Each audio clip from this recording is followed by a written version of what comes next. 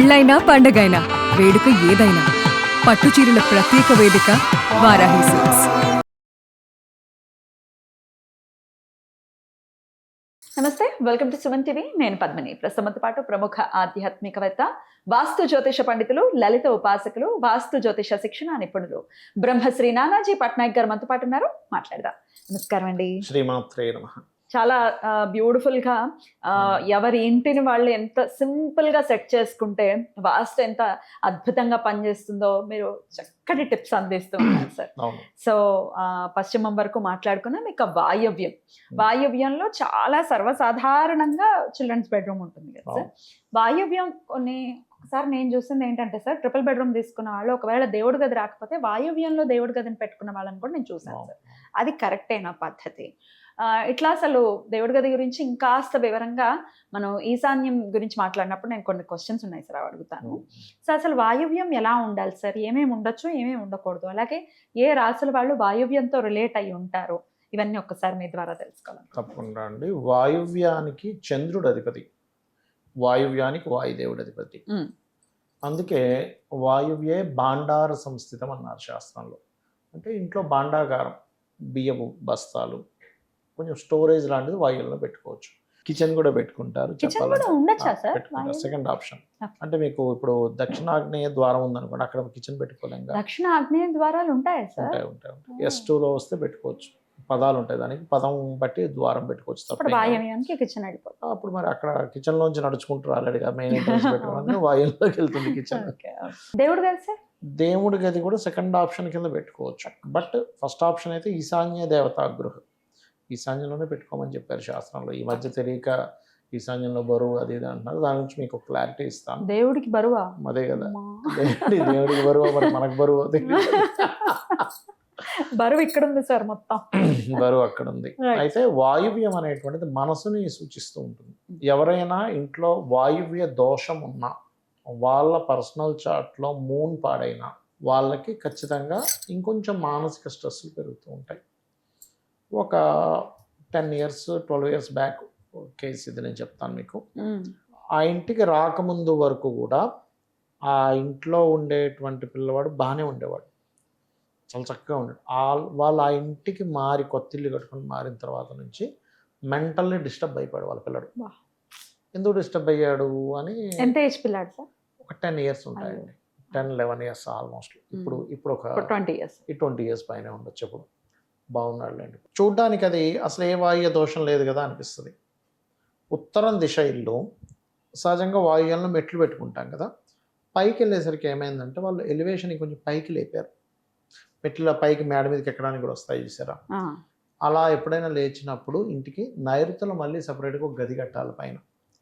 నైరుతిలో గది కనుక కట్టకపోతే వాయువ్య దోషం ఏర్పడుతుంది, వాయువు హైట్ అయినందుకు.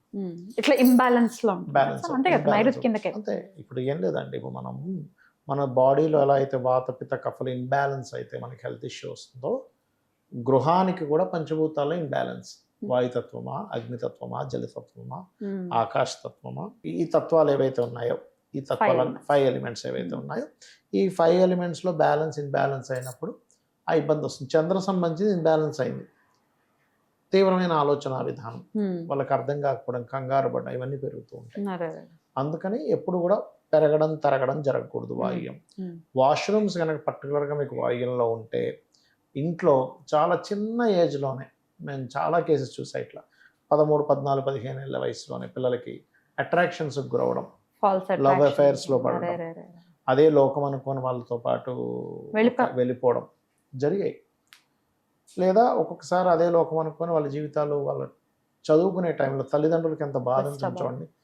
ఏంటి వీళ్ళేదో చదువుతారు అనుకుంటే ఇదేంటి అట్రాక్షన్స్లో పడ్డారు. అలాంటివి ఎక్కువగా జరుగుతాయి చెప్పాలంటే, అలాంటివి చాలా ఎక్కువ జరుగుతాయి. అందుకని వీలైనంత మట్టుకు ఆ ఇంట్లో ముఖ్యంగా ఇప్పుడు వాయువ్యంలో గది ఉంది కానీ వాయువ్యంలోనే వాష్రూమ్ ఉంది, అప్పుడు వాయువ్యం రూమ్లో పడుకునే వాళ్ళకి ఎక్కువ ఎఫెక్ట్ ఉంటుంది. వాష్రూమ్ ఉంటేనేమో దానికి రెమెడీ చేసుకోవాలి, దానికి పట్టీ వేసుకోవాలి. అది ఏ జోన్లో వచ్చిందో ఆ జోన్ బట్టి చూసుకోవాలి.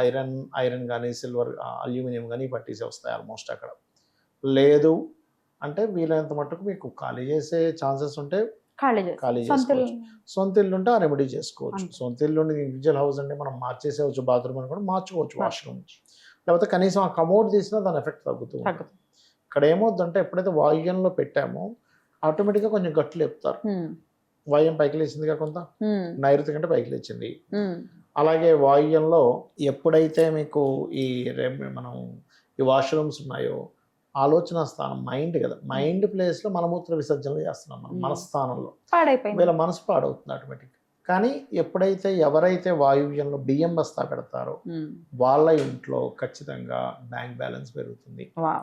వాయువ్యంలో మీకు ఎగ్జాక్ట్లీ వాయువ్యం ఎక్కడుందో చూసుకొని వైట్ హార్సెస్ పెడతారో వాళ్ళకు కూడా ఫైనాన్షియల్ సపోర్ట్ బాగుంటుంది, బ్యాంక్ బ్యాలెన్స్ చాలా బాగుంటుంది. వైట్ హార్సెస్ పోస్టర్ లాంటిది పెట్టుకోవచ్చు. ఎన్ని హార్సెస్ ఉండాలి సార్? 7 కానీ 11 కానీ ఉండొచ్చు. ఆర్నమెంట్ లో 11 is again even. ఓకే, ఖచ్చితంగా పనిచేస్తుంది వాస్తులో. అది చిన్న రెమెడీ, మనం పెద్ద పెద్దగా ఏం చేయక్కర్లేదు, ఖచ్చితంగా పనిచేస్తుంది. అమేజింగ్. కలర్స్ ఏమి ఉండాలి సార్ వాయువ్యం? వైట్, లైట్ బ్లూ ఉండొచ్చు అండి. Right. White or light blue colours ఉండొచ్చు. అద్భుతం సార్, చాలా బ్యూటిఫుల్ గా ఎక్స్ప్లెయిన్ చేశారు. రాసుల వైజ్ అయితే లేకపోతే అక్షరాల వైజ్ అయితే ఎవరు రిలేట్ అవుతారు సార్ వాయువ్యంతో? వాయువ్యానికి అక్షరాలు కాదు కానీ ధనస్సు రాశి రిలేట్ అవుద్ది వాయు స్థానానికి. అంటే మీకు ఎగ్జాంపుల్, మీ జన్మజాతకంలో ధనస్సులో పాపగ్రహాలు ఉన్నాయి. పాపగ్రహాలు పాప కలయిక అంటే ఏంటి? సాటర్న్ కేతు కానీ, రవి రాహు కానీ, కుజ రాహు కానీ, లేకపోతే శని కుజ కానీ, బుధ కుజ కానీ, శని కేతు కానీ, అట్లాగే చంద్ర రాహు కానీ, ఇట్లా కొన్ని కాంబినేషన్స్ ఉన్నాయి మనకి. ఆ కాంబినేషన్స్లో నెగిటివ్ ఇచ్చేటువంటి కాంబినేషన్స్ కానీ అవి అక్కడ కలిస్తే, ఆ వాయువ్యంలో దోషం ఉంటే ఇంకా ఇంటికి వెళ్ళిన తర్వాత మెంటల్లీ ఎక్కువ డిప్రెస్ అవుతారు. ఎందుకు? మానసిక స్ట్రెస్లు వస్తాయి. పలానా ఇంట్లోకి వెళ్ళినప్పుడు చాలా మానసికంగా ఇబ్బంది పడ్డాను ఎందుకంటారంటే వాయువే దోషం రావడం వల్ల.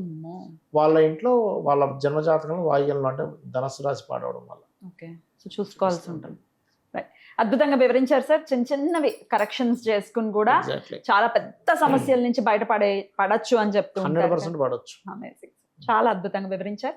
డెఫినెట్ గా ఇది మీకు హెల్ప్ఫుల్ అవుతుందని నేను నమ్ముతున్నాను. ఇక నెక్స్ట్ వీడియోలో మోస్ట్ ఇంట్రెస్టింగ్ సైడ్ ఉత్తరం గురించి. ఉత్తరేణి సంస్కృతం నిధి కదా, అది కనుక సెట్ చేసుకోగలిగితే ఫైనాన్షియల్ గా బాగా గ్రోత్ ఉంటుంది. నెక్స్ట్ వీడియోలో చెప్తాం.